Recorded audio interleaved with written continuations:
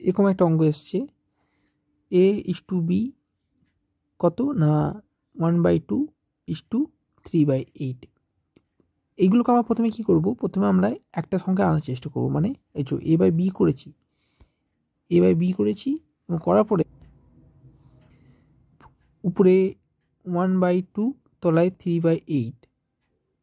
এবার এটাকে পাশাপাশি আনার জন্য কী করেছি 1/2 ইন্টু তলায়, জানি এর তো সবাই জানি যে তলারগুলো উপরে গেলে পাল্টে যায়, ভগ্নাংশ তলার ভগ্নাংশ উপরে গেলে উল্টে যায়, তাহলে 1/2 ইন্টু 8/3 হয়েছে।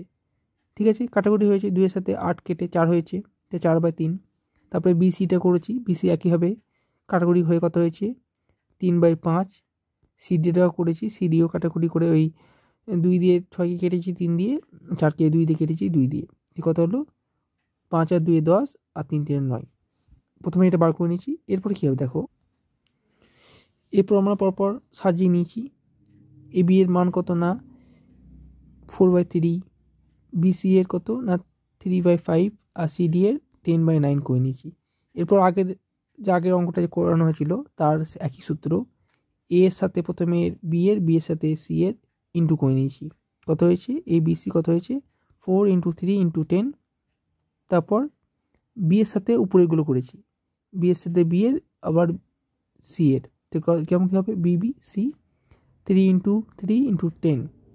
এরপরে আবার সি এর সাথে তলাগুলো করেছি, সি এর সাথে সি এর আর বি এর, সি সি বি, তাহলে কত হবে 10 × 5 × 3, তাই তো। এরপর এবার ডি এর সাথে বাকি সব কটা করে দিয়েছি, ডি এর সাথে সি এর আর বি এর, তাহলে ডি সি বি, দেখি হবে 9 × 5 × 3।